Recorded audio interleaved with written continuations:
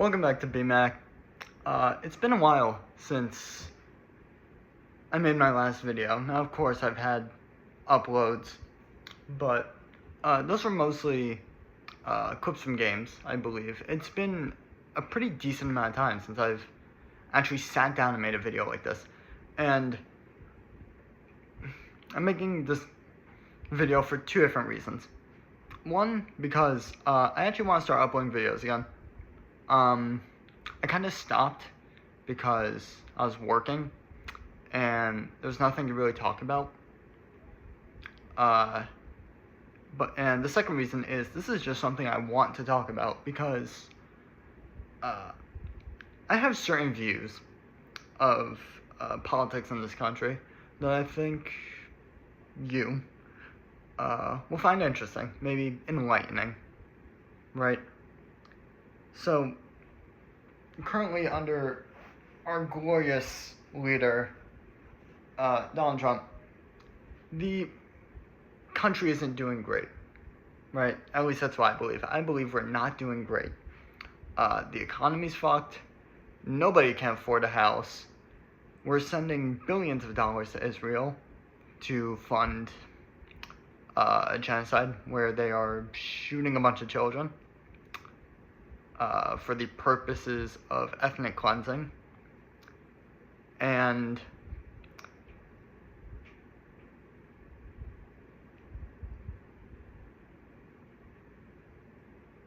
never mind. And fucking Medicaid just got stripped, right? Food stamps just got nerfed, right? Everything got nerfed, right? Everything's getting nerfed for the poor and the middle class. The only people who are happy right now are the rich, the wealthy, the 1%, right? The billionaires. I'm not even going to say the millionaires because I don't even think the millionaires are that happy. Of course, I don't know any fucking millionaires. I'm just guessing because, well, if you're only a millionaire, then you're not rich enough to benefit from Trump's bullshit. So, like I said, things in this country aren't great. And it leads you to kind of look into the broader scope of American politics, right? How far it goes back, the patterns, things we're seeing. And, I thought because I used to not be educated about politics. I used to not know a thing, right? But once you go back, right, you kind of realize this whole shitstorm we're in has been a pretty long time coming. And it's been coming for a very long time. However, I think the number one thing that sped it up was specifically Ronald Reagan.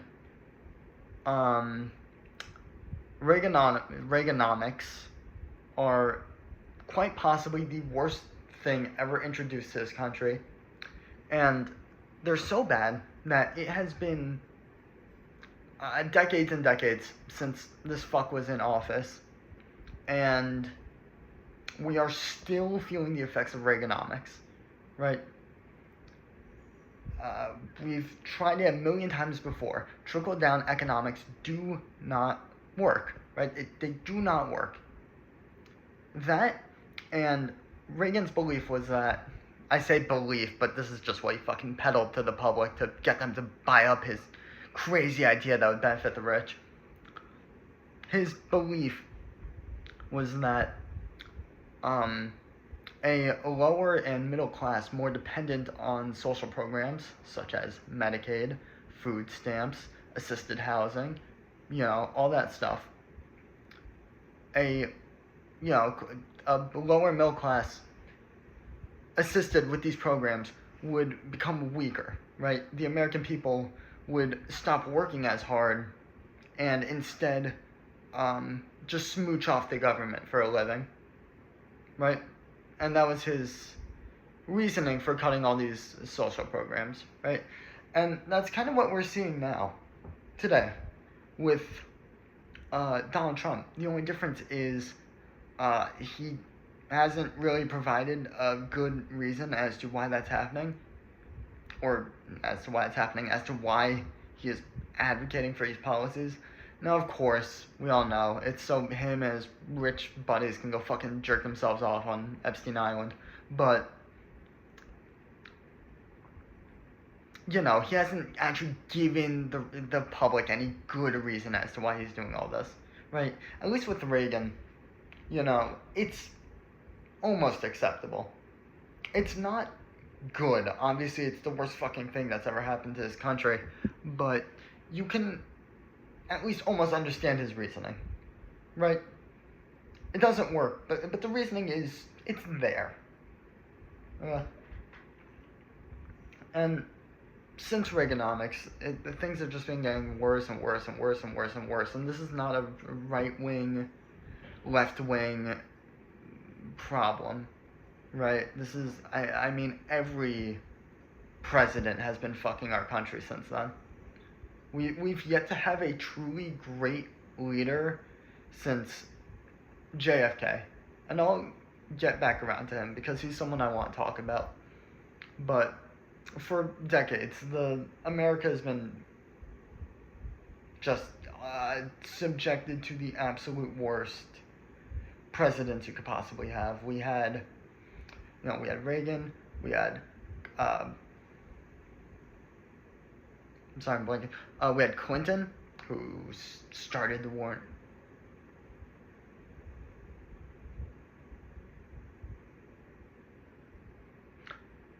I could be wrong. It might be George Bush, but I'm pretty sure Clinton is the one that started the whole war in Iraq. You know, the whole fucking Iran has nuclear weapons thing. So, you know, we went and kicked their ass, and then they didn't have any nuclear weapons, right? It was just, you know, it was just a big hoax to go and fucking rip shit up in the Middle East for the purpose of American imperialism. Specifically because they had oil, right?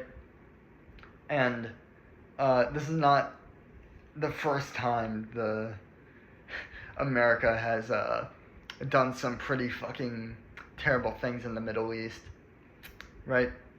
As a matter of fact, we have a very, very, very long history of installing dictatorships all across the globe. Southeast Asia, Africa, Latin America, pretty much any place in the world. I think the only place we have not yet installed, or the only continent we have not yet installed a dictatorship in is Europe.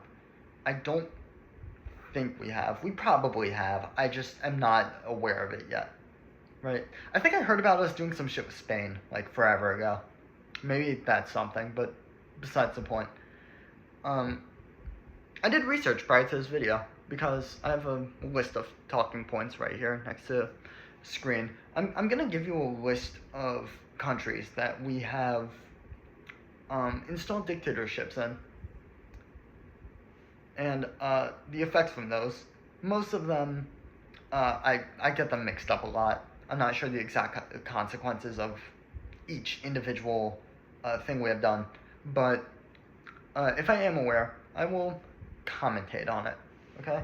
So, Nicaragua, in the 1980s, we overthrew a democratically elected president and installed a dictator who was better for U.S. International policy. Panama, in the 1980s, we wanted control of the Panama Canal, and we were not too sure the current leader was going to allow us access to the Panama Canal, so we went in there, overthrew the government, installed a dictator. Again, right? Syria, in the 1950s. Again, democratically elected leader. I think this is the only one on this list that's like this. I think this one with Syria, we actually installed another, we actually installed just a different democratic leader, not an outright dictatorship, right? But still, we went in there, we fucking tore shit up, I mean, I don't think we sent troops. I don't think we, maybe? I don't know. Point is, the U.S. did something, right? Either CIA ops, CIA ops, military action, any of those things, and we installed a leader that was more beneficial for the United States of America. Cuba in 1933, not 1961, although we did try doing that and we failed.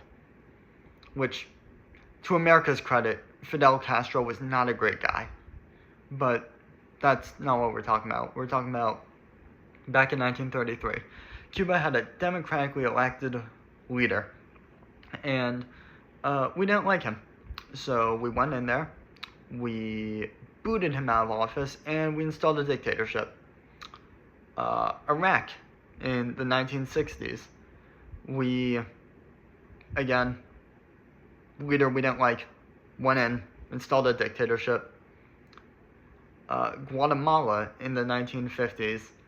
Brazil in the 1960s. Chile in the 1970s. Honduras in 2009. Iran in the 1950s. Indonesia in 1960s.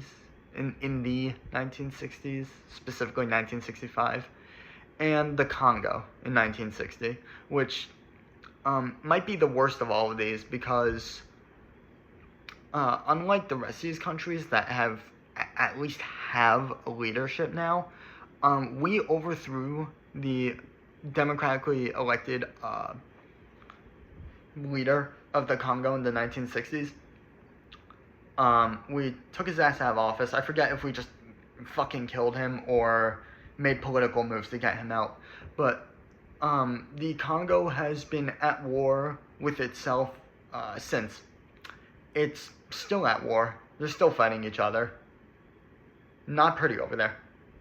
And you can trace it all back to when America went in, said, hey, we don't like this fucking guy. Get him out. And because of that,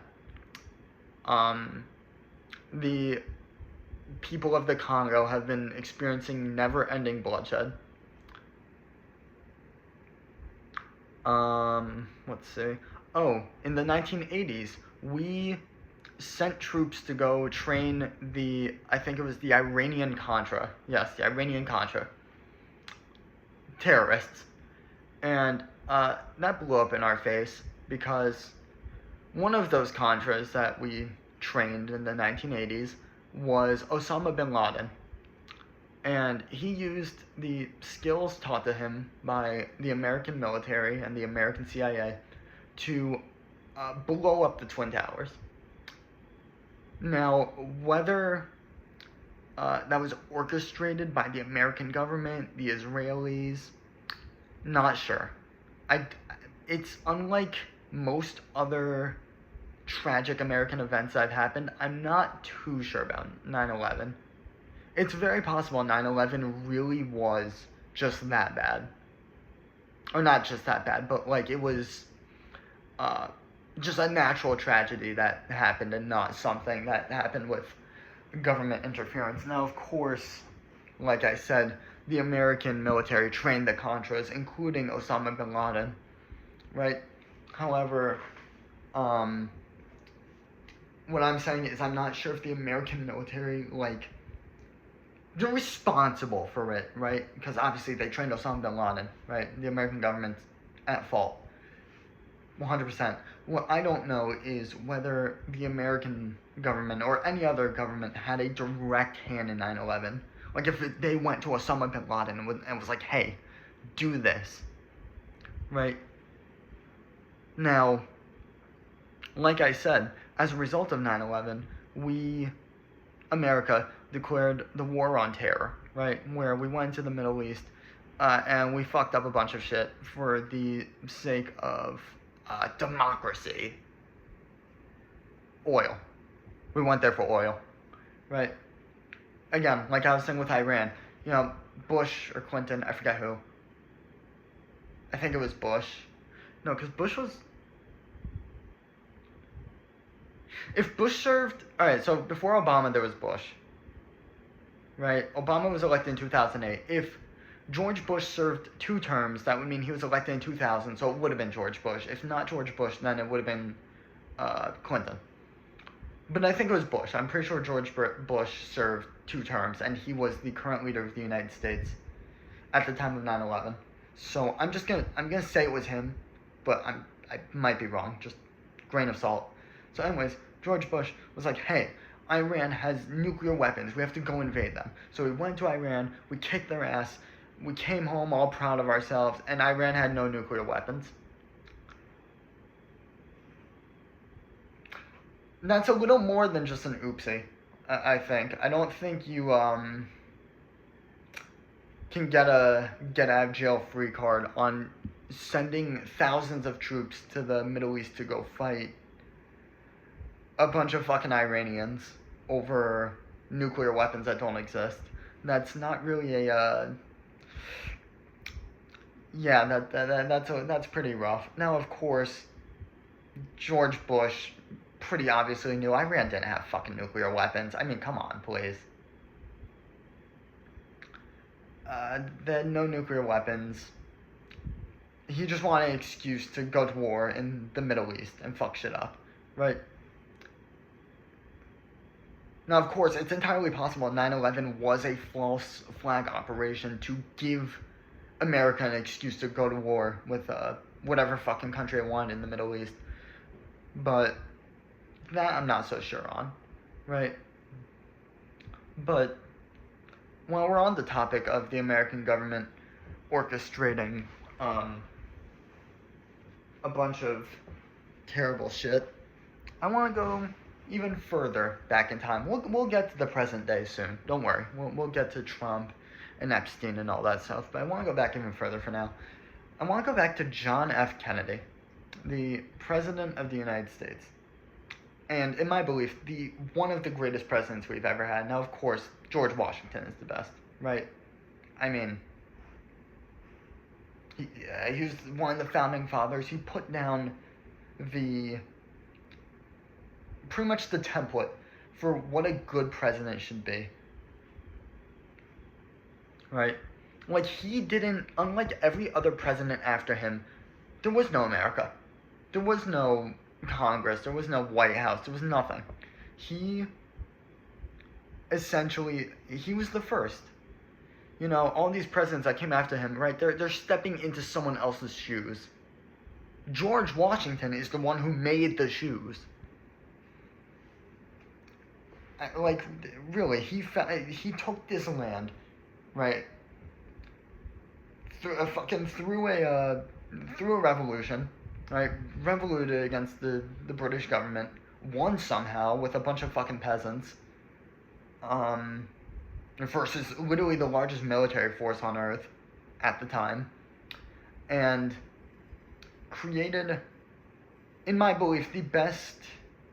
Well, obviously he didn't do it alone. There were the founding fathers, other members of Congress, philosophers, bunch of people who went into making this country what it is. But he made what is possibly the greatest government on earth. Right? Now, I know that's hard to say at a time like this, but you have to consider other countries, right? The United States has the oldest constitution in the world that's still, like, being used. Other countries, you know, they switch out their constitutions every now and then. We have the oldest constitution in the world that's still being used.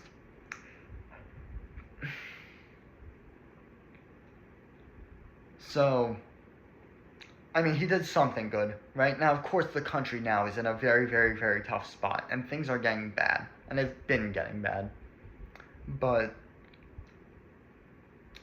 what was I going to say? Compared to other countries on Earth, we're not doing so terribly. Or we haven't done so terribly. I mean, look at all the countries around you. Look in Latin America. Every country there has a fucking new revolution every 50 years. Right?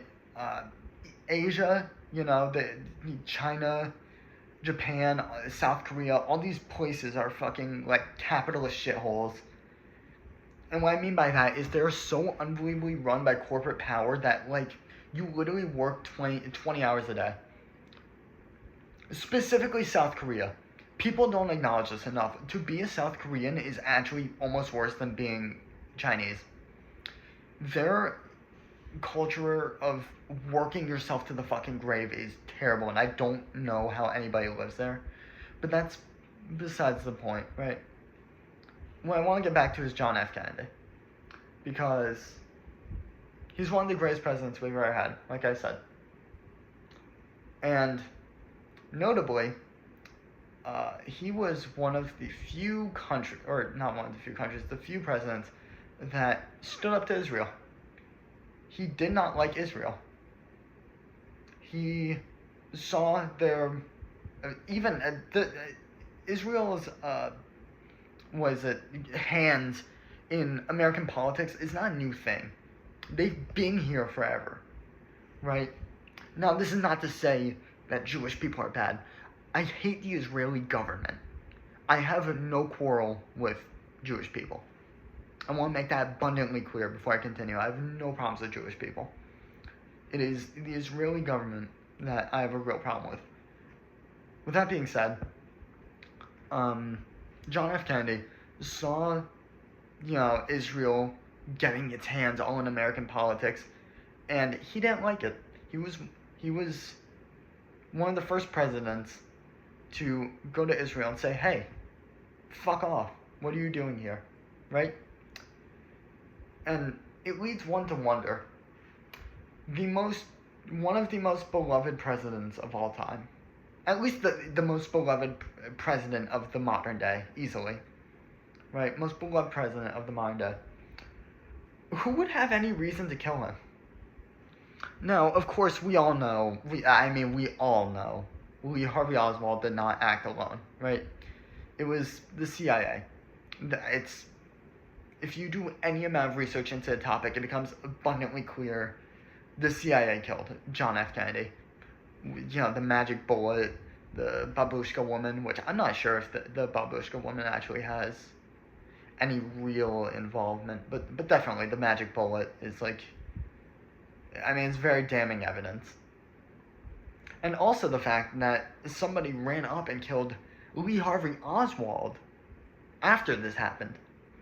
He was in the middle of an interview, and this different guy, I think he was a club owner, I forget his name, but he owned a club, ran up to him, bang, and that was it.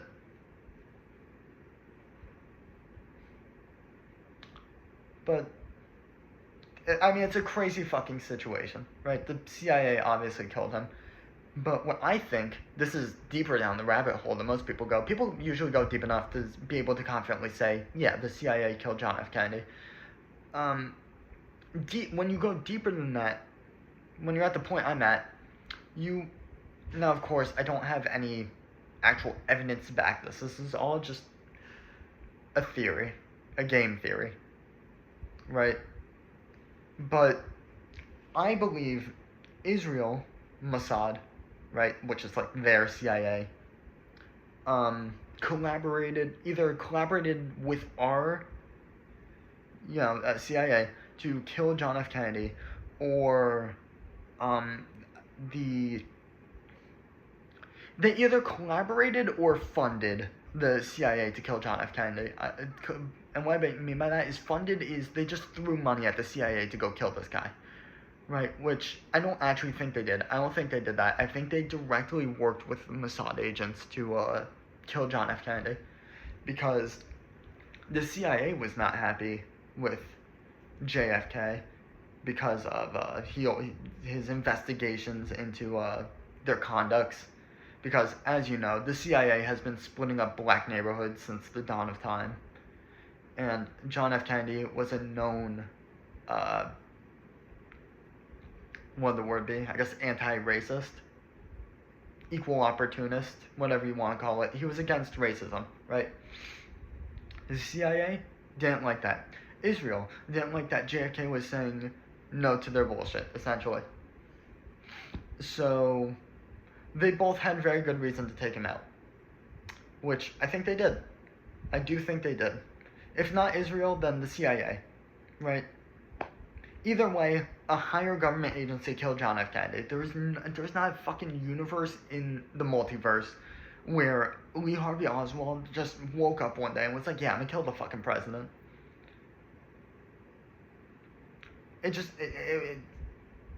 He would have had no reason to. I mean, truly, he was the most beloved president of the modern day. So I think Israel and the CIA, one or the other, or both, killed him. Moving on to the modern day, and I guess going back over Ronald Reagan, like I was saying with JFK, the CIA has been splitting up black neighborhoods since the dawn of time. And the number one thing Ronald Reagan did that was fucking terrible is he accelerated this tenfold. He declared the war on drugs, right? Which, you can call it a war on drugs if you want to. But really all it did was give the police and the CIA, mainly the police, the ability to just rob fucking whoever, right? Beat the shit out of black people, steal their fucking belongings, arrest them, throw them in jail. You know, terrible, terrible, terrible shit. And then the CIA didn't help because this war on drugs that Ronald Reagan declared, this CIA has been pushing crack cocaine since, again, fucking forever, right? Which you could say is another false flag, right? You get the CIA to peddle drugs, there's more drugs in the street, declare a war on drugs, you have an excuse to go terrorize black people. And then, you know, over time, it's mended, right? Things are not as bad for black people as they were during the Ronald Reagan era. But, you know, it's still bad. And people point to all these numbers, like, oh, blacks have higher crime rates, blacks have more homicide rates, you know, higher homicide rates. And it's like, no fucking shit. Because for the larger part of American history, they have been either enslaved or horribly discriminated against. So it's no fucking wonder that, I mean, it's been, since the end of segregation, it's been like, what, 50 years? About 50 years? Maybe 60, right? That's not enough time for the population of black people to build wealth. White Americans have been sitting on money forever, right? We've been wealthy. Of course, not all of us, but we've been wealthy, right? And what I'm saying is, I guess the point I'm trying to get at is, if you were a white kid born in, let's say, 1980, you had a pretty good chance of being born to pretty well-off parents, you know, having good opportunities in life, going to a pretty solid school, getting an education, you know, getting a good job. If you're a black kid born in the 1980s, you had a much higher chance of being born in the hood with very little opportunities afforded to you because of the stain segregation has left on your community. Your schools are worse, your community is poorer, right? You had a much lower chance of having a good life as a white kid born at the same time. So it's no fucking wonder that, you know, the black community has all these higher crime rates. Because if you look at economic statistics, black and white people commit mostly the same amount of crime, depending on social class. So you take a group of poor white kids living in the hood, and a group of poor black kids living in the hood, and they're gonna have mostly similar rates of violence, right? You take a middle class group of white people and a middle class group of black people, same thing, right? Mostly equal. The real divider is there's more poor black people. That's where this anomaly comes from, right? That people keep pushing for, like, oh, these black people committing all this crime. And it's like, no, man, they're just fucking broke. Now, of course, I didn't say wealthy black people don't do bad shit. Of course, you know, a lot of them, they're acclimatized to living in the hood, which is unfortunate. But I mean, I saw a video the other day. I think it was Lil Baby. Lil Baby. I think that's his name, his rapper name. I don't know. It was some black rapper. I think it was Lil Baby. Stole a fan's chain at a concert. Can you believe that shit? This dude has millions and millions of dollars, right? He's a fucking big rapper, right? Iced out, got his grills in, tons and tons of money, more than you could ever actually need in life. And this dude leans down at a concert, right? Hugs a fan, takes his chain off, and then the fan confronted him in his car after the show, and all the guy had to say was, "Go get a lawyer." And then he sped away with his chain. Can you believe that shit? Isn't that fucking crazy? You got all these millions of dollars and you still stealing shit? Like, that's wild. That's fucking crazy. But that's not to say, you know, like, oh, all black people do this, right? They don't. It's just a fucking crazy example that I saw a couple weeks ago and just came to mind just now because, I mean, seriously, that's one of the most crazy fucking videos I've ever seen.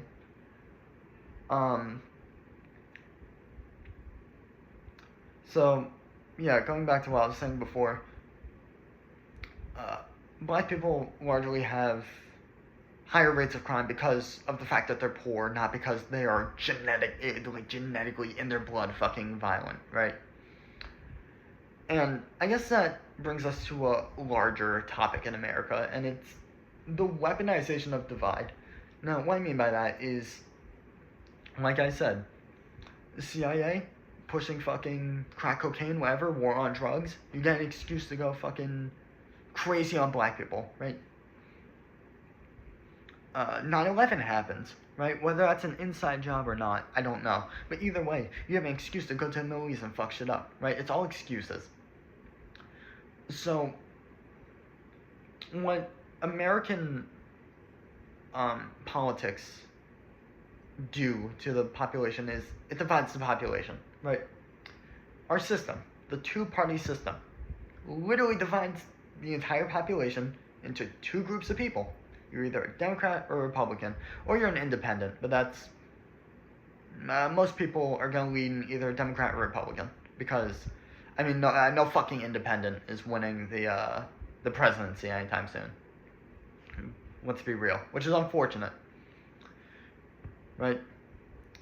So we have a system of politics that's literally designed to divide the country. Oh, and by the way, before I continue, George Washington strongly advised against making political parties.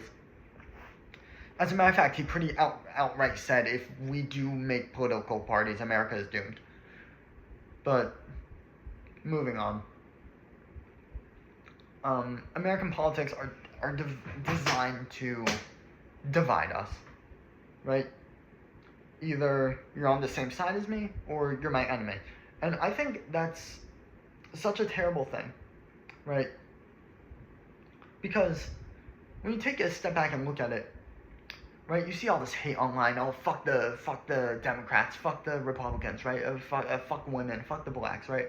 All this stuff. And it's like, you gotta think about it, because it's like, we're all Americans. You would never see this in any other country. Never. You wouldn't, or at least any first world country. You go to any other first world country, they don't give a fuck. They don't care. Because guess what? They don't have a two-party system, or at least most of them don't, right? The UK, they're independent. Germany, I'm pretty sure they're independent. So all these politicians that run, there's no parties. You just run for whatever fucking office you want to fill, and that's it. There's no parties. And yes, that means anyone can run. There are very funny videos of people in the UK running for president in the absolute stupidest fucking ways. I think there was some dude who was like dressed up as a wizard and he like I don't know, it was fucking stupid. He would just go on the campaign just like talking all wizard-like and saying stupid shit, and it was funny. Obviously, he never won, but it was funny, right? But going back to American politics, the system we currently have in place divides us, right? And when you look around yourself, all you see is people saying, fuck you, fuck you, fuck you, fuck this person, fuck these group of people over here, right? Fuck all these people. And you gotta take a step back and be like, we're all one country. We're all one group of people.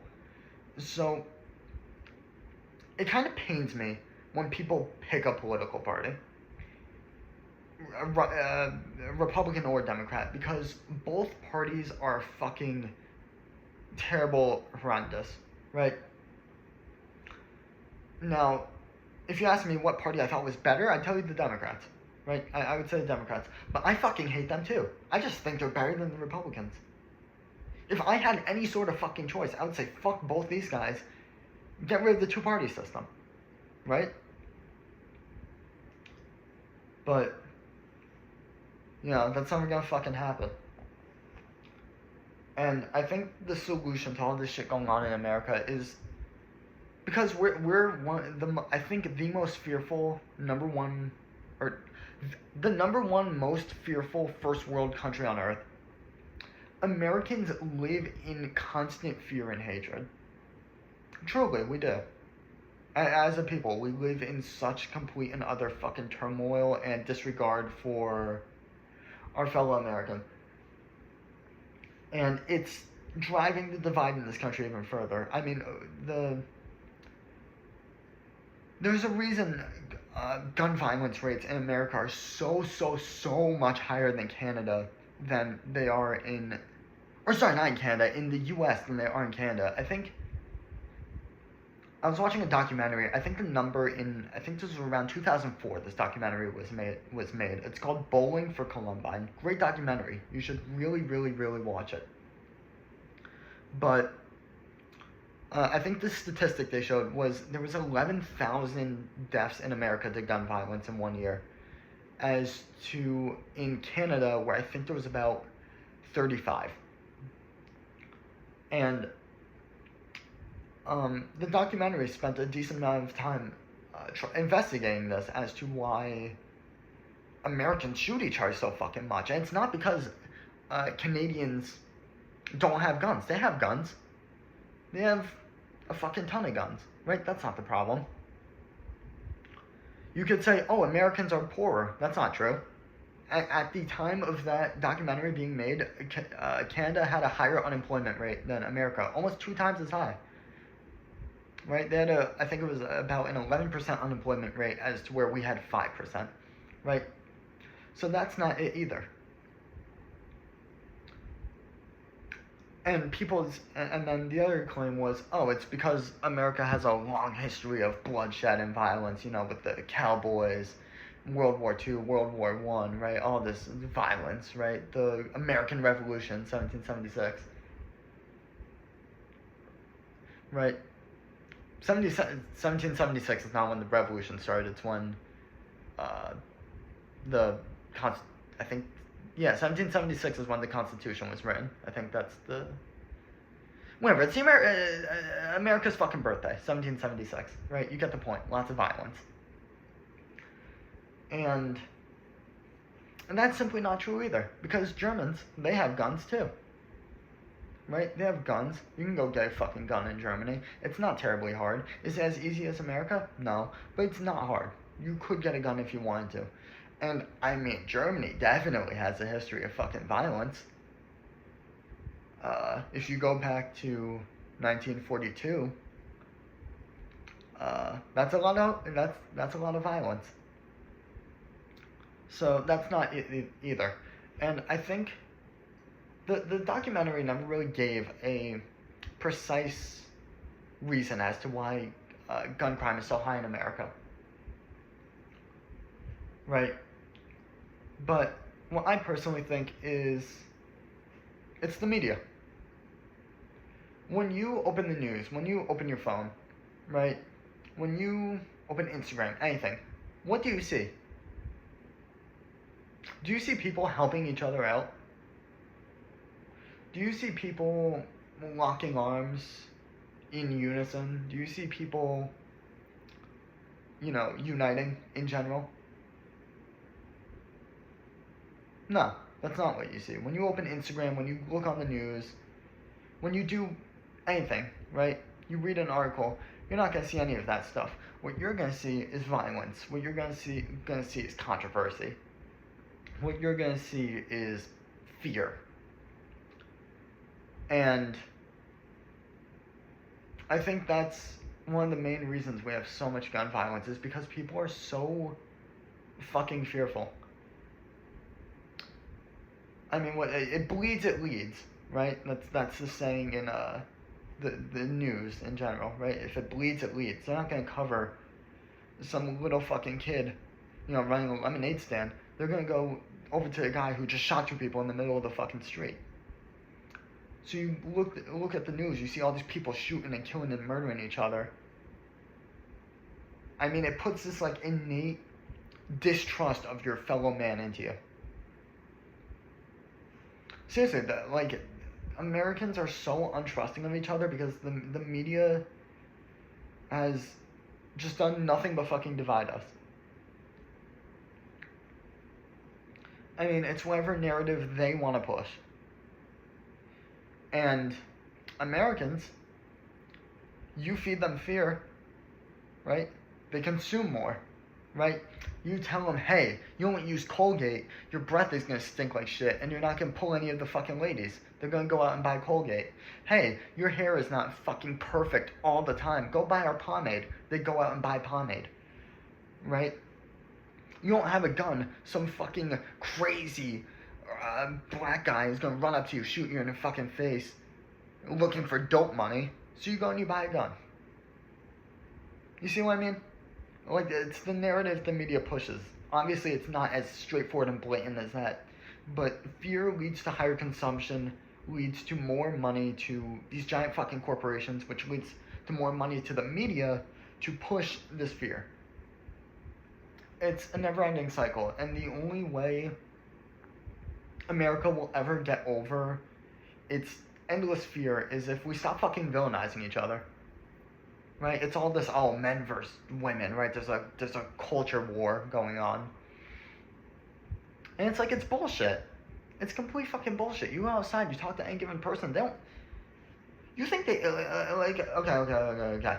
There's this whole thing of like, women hate men, men hate women. You go out and you just strike up a conversation with a random, let's say, woman. Let's say you're a male viewer, right? You go strike up a conversation with a woman, right? Do you think the first thing they're going to tell you is, hey, go fuck yourself? Like, it's just not... Now, obviously, they might entertain a conversation and might, just cut you off, I guess, right? Because they don't want to talk to you. But that's besides the point. What I mean is that people in real life are not this rude and fucking ugly to each other. You go on any post on Instagram and open the fucking comments. When you see that, when you consume that content for as many hours as you do a day, scrolling on TikTok, Instagram, fucking Facebook, any of these platforms, when you consume that much hatred, it changes your view of other people. Right? Because when you see those comment sections, what people say to each other, about each other, the things people say, you are seeing the absolute worst of society. You are seeing the absolute worst side that every single person has to offer. I mean, you could be a fucking saint in real life, right? You hop on the internet and you spew all these fucking hateful messages, right? And it's a real thing. It's a real fucking thing. People act very differently online, and it only accelerates the divide in this country. And the number one group of people was profiting off of this wonderful divide we have here is the 1%, right? all the billionaires. It's fucking Jeff Bezos, it's Mark Zuckerberg, it's Elon Musk, it's all these people, right? They benefit from having a greater divide in this country. Because the less unified the middle and lower classes are, right, the easier we are to control, the easier we are to manipulate, which means less power we have over the government.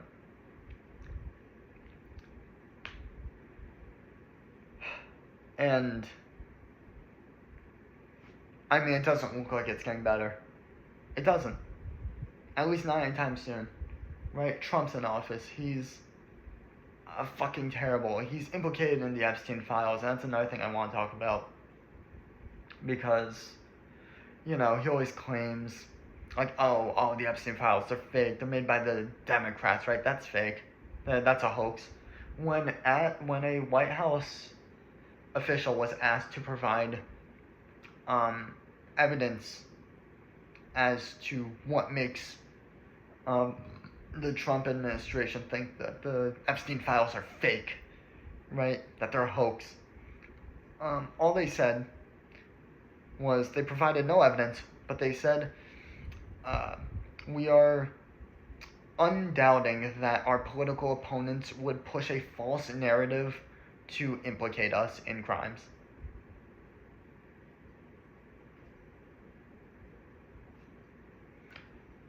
I mean, it's nothing, right? Everything that comes out of that man's mouth is bullshit, and obviously he knows it, right? All the fucking Republicans know it. Like, nobody actually believes him except his supporters. All these fucking shills in Congress, right? Like, the Republicans or whatever that, like, voting for him, they know he's full of shit. They know. They only fucking, like, favor him because he helps out their side of the aisle. That, and also, well, if they don't favor all of Trump's fucking orders and demands, AIPAC, AIPAC, will fund their political opponent in the next election to get them removed from office. And AIPAC, by the way, is a American lobbying organization that is funded by Israel. It's funded by Israel. So essentially, you don't kiss Trump's ring. The Israelis, they give a bunch of money to whoever is running against you in the next election so that they can win the election and you get removed from office.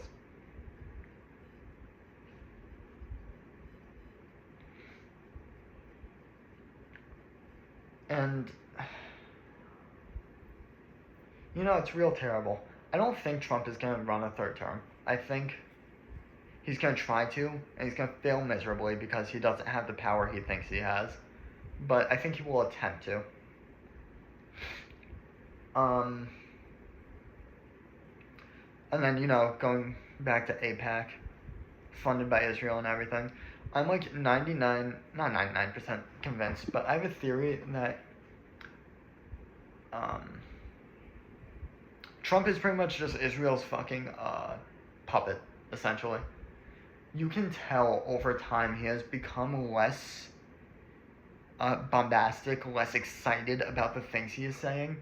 And you can attribute that to a couple things. You could attribute it to him getting older, him being in office longer. But my theory is he's scared. And I think the reason he's scared is because if he speaks out against Israel, either they have some dirt on him that they're gonna release, or they're just gonna fucking kill him. They send a fucking Mossad agent, whatever, and fucking blow the dude's head off. I'm not too sure about that one, because, I mean, listen, Israel has its hands deep in America, right? But I don't think it's deep enough that you could get the fucking Secret Service to just stop defending the president. It would be very hard to assassinate the president, which is unfortunate, but it would be hard. So I think they have dirt on him that they will release if he does not uh, suck up to their demands. Which would also be another reason why we're sending billions and billions of dollars every year to this fucking country out in the Middle East to just brutalize these goddamn Palestinians.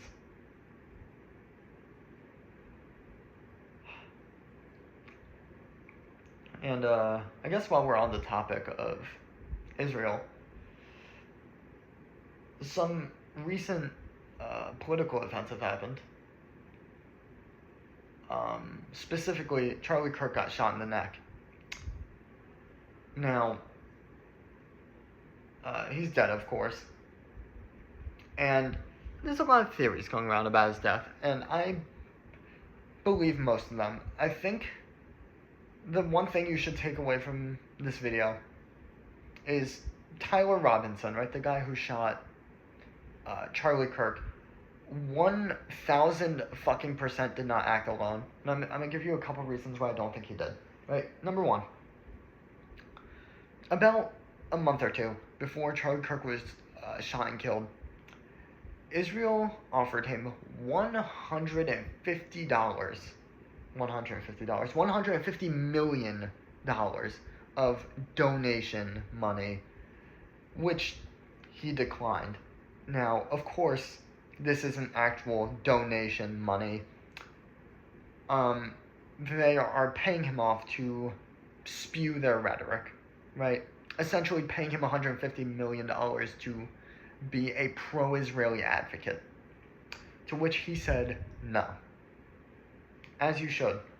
Now, I want to make one thing clear. I don't think Charlie Kirk was a good person. I did not like him. Don't think he was great.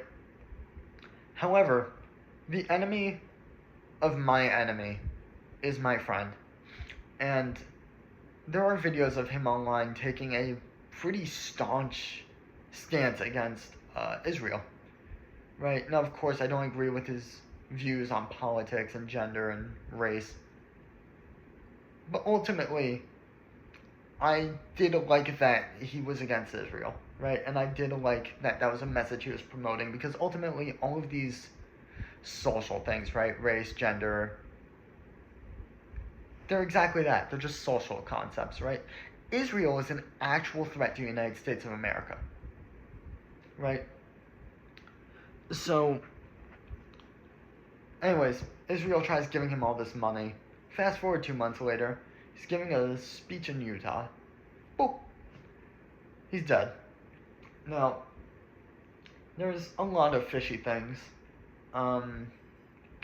surrounding his death, which is why I think, even if you do not personally believe it is Israel that killed him, I think you should believe that some sort of higher power, maybe the CIA or some shit, anything, just some high-ranking group of people had a role in his death. Because Tyler Robinson, right, the kid who shot and killed Charlie Kirk. I'm going to go over a couple reasons why this whole thing is fishy. The number one thing I want to discuss is the rifle. Tyler Robinson went up to the roof, right? He walked up to the roof. He had a rifle. He assembled this rifle, right? He put it together.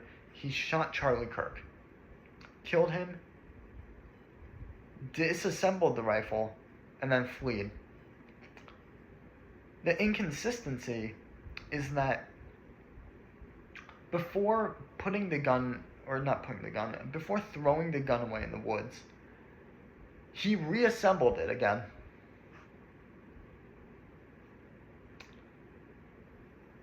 Why would he do that?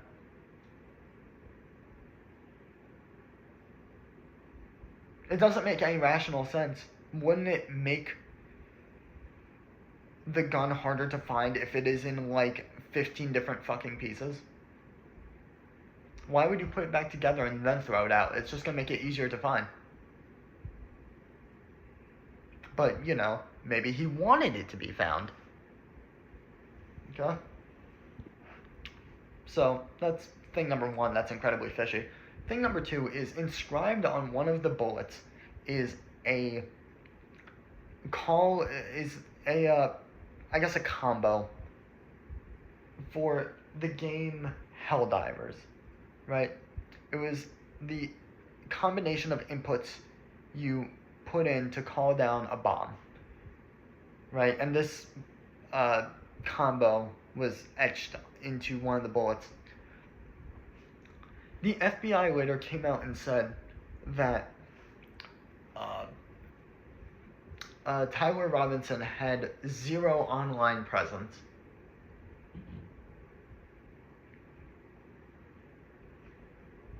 Zero online presence. Yet one of his bullets. Yes, he is so chronically online that one of his bullets is inscribed with the the combo used on a fucking video game, right? You gotta be pretty online to do something like that, right? And no,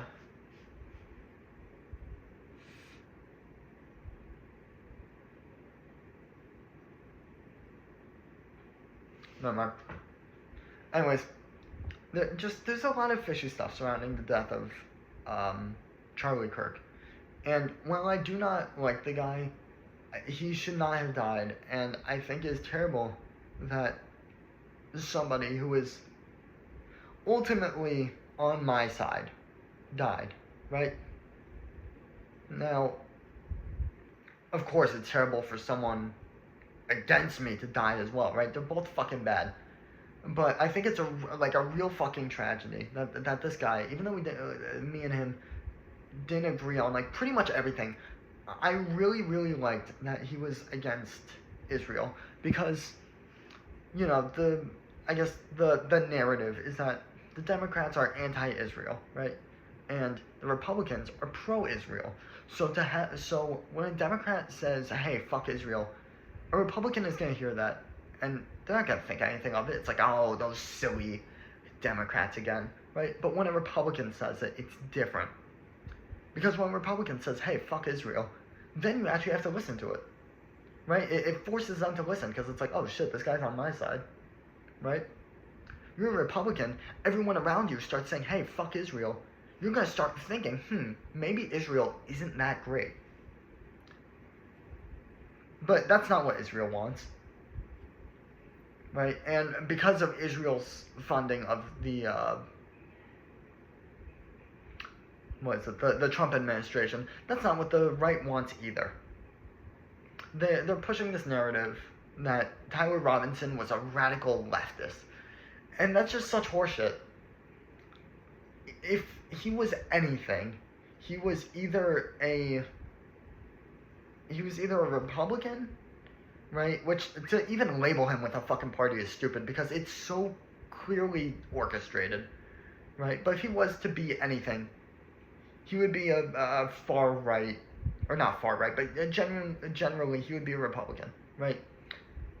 And the narrative being pushed is that, oh, he was this radical leftist extremist, and all these Democrats are doing all this violence, right? All this political violence. The Democrats are so bad, right?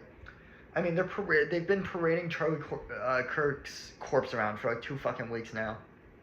They're talking about putting him on fucking currency and shit. They took Jimmy Fallon off of the air for talking about him. He didn't even say anything bad about him. He specifically was bashing the Trump administration for essentially like trying to not cover it up. Pretty much he said the Trump administration is trying very hard to make Tyler Robinson look like anything but a Republican. Right?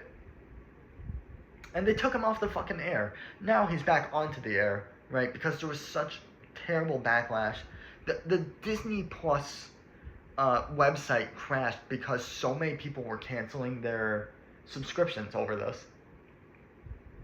So he's back on the air now. And it's a real threat to free speech. To really he's a martyr, right? Charlie Kirk is a martyr for the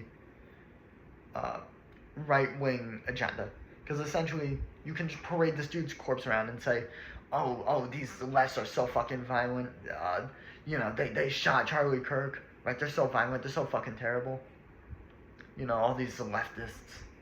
And that isn't to say that I'm talking about the left as like a broader area of people that are just anti-Trump.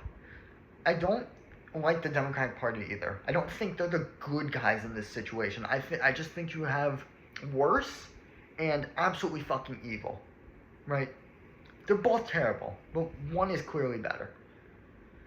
And like I said, the propaganda, I mean, I'm gonna call it what it fucking is. The propaganda being pushed is that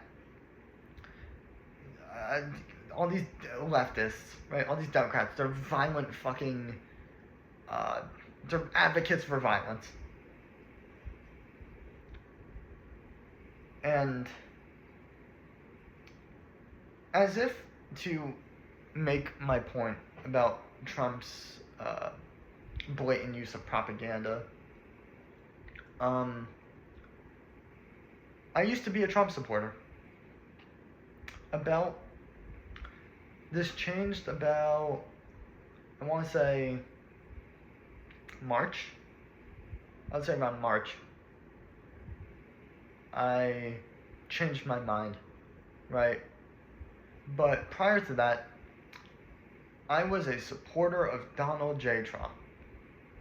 Because all I saw in the media, all I saw every time I opened my phone was, hey, look at these Democrats trying to turn the kids gay. Hey, look at these fucking Democrats doing all this terrible shit. But don't worry, big Donald Trump's gonna come along and make it all great.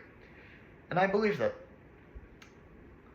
If I was capable of voting at the time the election happened, I would have been one more vote for Donald Trump. And I mean, really, it's terrible because looking back on it, you don't support him because you like him. The large reason I think anyone supports him is because they have this image of their mind of what he opposes, right? Oh, the Democrats turning the fucking kids gay, right? All these black people running around with guns shooting each other, right? And he says these things like, oh, I'm gonna make it all wonderful again. The economy is gonna be fucking great. Everything's gonna be outstanding. And you don't follow him because you like him. You follow him because you hate everything else. The narrative they push is that everything around you is terrible, right? You got Democrats, like I said, making the fucking kids gay, doing all this terrible shit, right? You got the liberals trying to fucking cut your kid's dick off. Black people running around with guns and fucking selling coke to each other. You got gay people getting married. Now, of course, I was never against gay people at any point. But of the things I did believe the statistics about blacks having higher crime rates. I really thought, I was like, wow, this is a problem, right? I looked at all these statistics about fucking or not statistics, but all these stories about schools, giving kids, all this gender affirming treatment. And I'm like, man, that's terrible. Someone should do something about this. And then you got Donald Trump running for president. And then across the aisle, you got Kamala Harris, who in my mind, and I guess in the mind of every other fucking Republican supporter, or not Republican supporter, but just a Trump supporter, in their mind, it's like, oh, this bitch is gonna do all these terrible things, because that's all they see all day. All they see all day, all the time, is Democrats doing terrible, terrible, terrible things. They don't necessarily like Trump, they just think the other side is fucking horrible. And I guess you could say the same thing about me, because I don't like the Democratic Party. I just think the Republicans are fucking horrible, right? But I think the main discrepancy comes in that I acknowledge that. Like, I acknowledge that the Democratic Party is fucking horrible. And that both parties are terrible. And what differs from someone like me and a MAGA supporter is that they think the Republicans are fucking wonderful. They think they're great. And that's just what they believe, of course. And they think that Democrats are fucking terrible. But they only think the Republicans are great because they stand opposed to all these things that the Republican media will like push, essentially saying like, oh, all these Democratic people are bad. You know, like the Democratic Party is bad, and it is bad, but they'll look at all these things and say, oh, if these guys are bad, then these guys must be good. And that's just not the truth. Both sides are fucking terrible.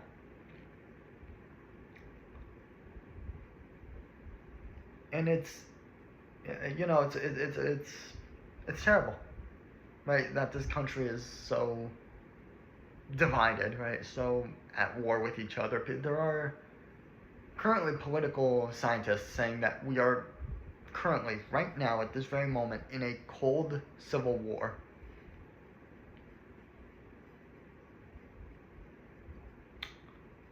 I mean, really, it's dark times. And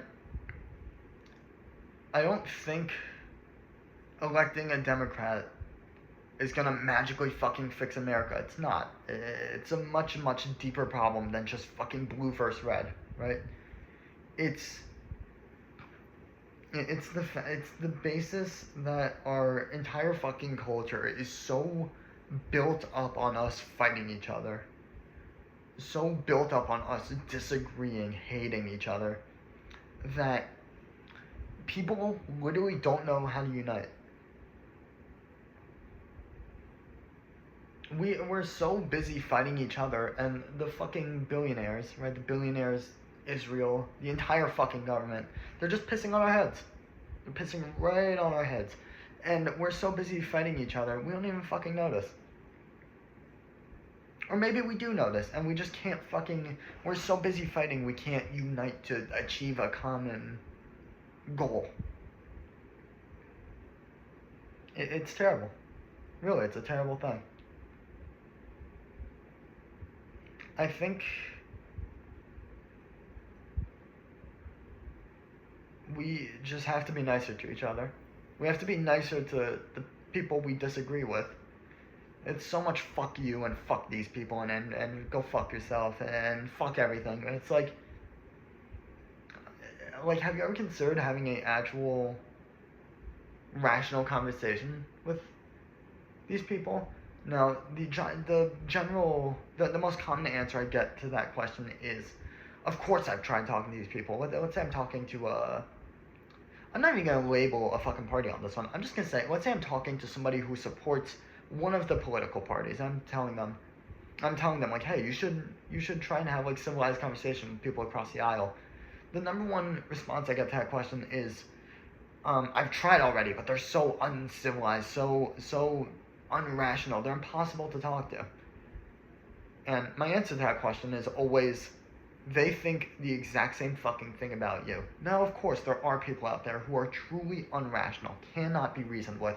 But to say an entire group of people are impossible to talk to because of their political view is fucking insanity. Like, seriously, can you imagine that? Can you imagine, like,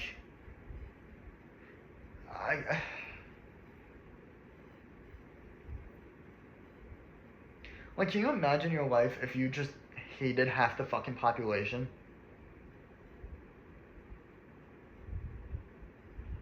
And it's even deeper than that, right? Because you got left versus right, you got men versus women, you got blacks versus whites if you're a racist, you got all this shit, right? So, you take blue versus red, right? You divide the country in half. You take men versus women, you cut it in half again, right? Now we're in quarters, right? And you take a fucking litany of other issues, and now we're in like 100 different pieces. And we all fucking hate each other. It's just not sustainable. Like a country cannot be run like this. We're going to either be... What I believe is that in the future, either we will be enslaved, or the hate in America will reach such a boiling point that we'll just have an all-out civil war. But I would say the more likely option is that technology will ultimately catch up to the government, right? Throughout time in history, the one thing, or one of the few things that remains consistent throughout all of human history, is that the people at the top get more power with time. First we had people leading tribes, then we had people leading towns, then kingdoms, and now we got fucking presidents, in charge of countries that have more people than there were people on Earth, like 1,000 years ago, right? And technology gives these people more power, because we went from fucking throwing rocks at each other, throwing spears, then we got swords, then we got bows and arrows and crossbows and guns and nuclear weapons, and now we have artificial intelligence. And I think what's going to happen is we're going to reach a point where the government is going to become so corrupt and so powerful, and the lower and middle classes are going to be so weak and so divided that it would be trivial to just fucking conquer us. They're going to... what I think is going to happen is, like I said, we're going to be so weak and so divided that the ruling class, whoever the fuck it is, they're going to look down at us and say, why the fuck are these people free? They have no reason to be free. It's not beneficial to us if they're free. It's more beneficial to us if they're enslaved, working in factories 24 hours a day until they die. So what I think is going to happen is technology is going to catch up, and these people in the ruling class, they're either going to install a fucking chip in your brain at birth, or have a mass surveillance system, and they'll have some sort of mass surveillance. They'll have some way of knowing what you're doing, what you're saying, at any given moment. And God forbid you speak out against them, a suicide drone flies over and comes straight down onto your head. And all of your family members too while you're at it. And it would probably cost the government all of about maybe $500 to do it. Now, of course, I don't think this is a certainty. I think this is what will happen if things do not change. The other possibility, like I said, is America goes into a full-on civil war. And I do not know how that would turn out. Hopefully it would turn out with the two-party system being fucking demolished, right? No more Democrats, no more Republicans. But, that's really it. I don't think the American governmental system is bad. I don't. I just think there's bad people in it. The basis, the building blocks of the American government are truly truly, there's something special. Like I said before, we have the longest lasting constitution on Earth. Why do you think that is? It's because we built such a great initial government that we've been able to go this long without falling victim to corruption or a fucking revolution. Now, of course, right now the government is very, very, very corrupt, but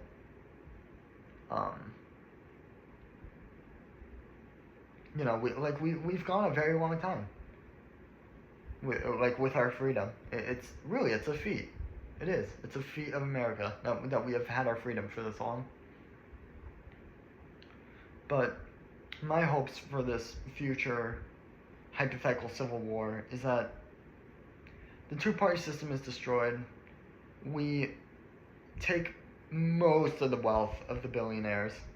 Not all of it. Of course, they still need money to run their fucking businesses.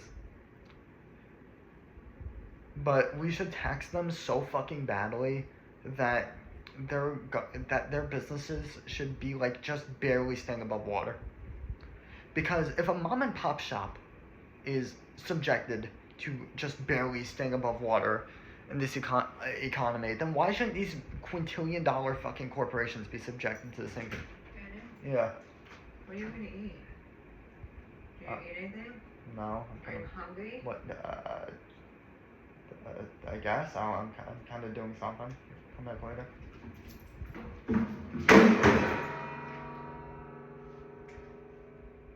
Stella did it. Thank you. Okay, can you?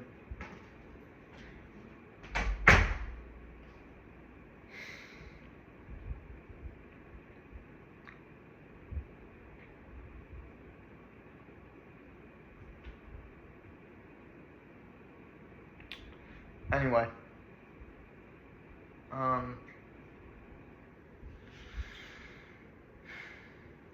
Yeah, we would take all this money from the billionaires, right? And we would tax them so fucking badly. They'd barely stay above water, and we'd take all that money, we'd put it into social programs. We'd...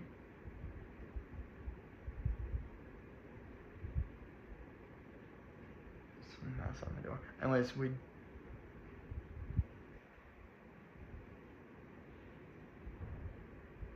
Okay. We'd help the poor, you know? We would do good things with this money, right? Cancer research, anything. There's...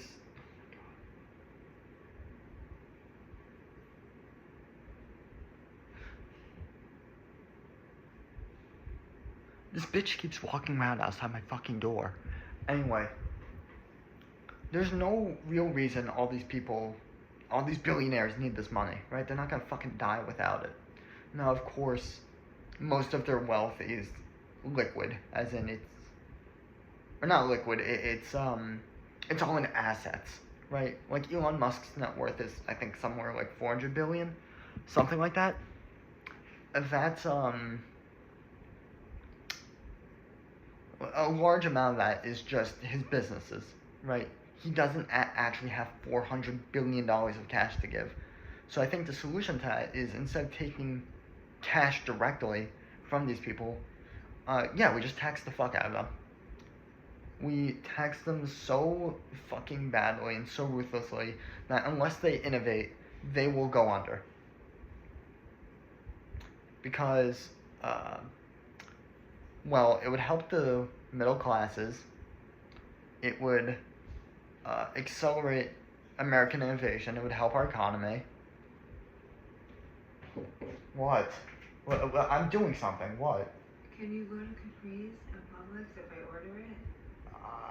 Maybe. I don't... Well, let me know when you're done. Yeah, okay.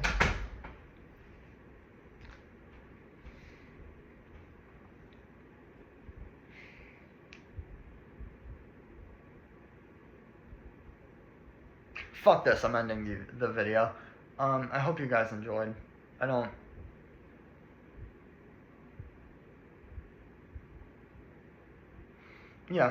hope you guys enjoyed. This was a longer video. I did not think it was gonna be this long. I thought it was gonna be like half an hour. I didn't realize I had this much to say.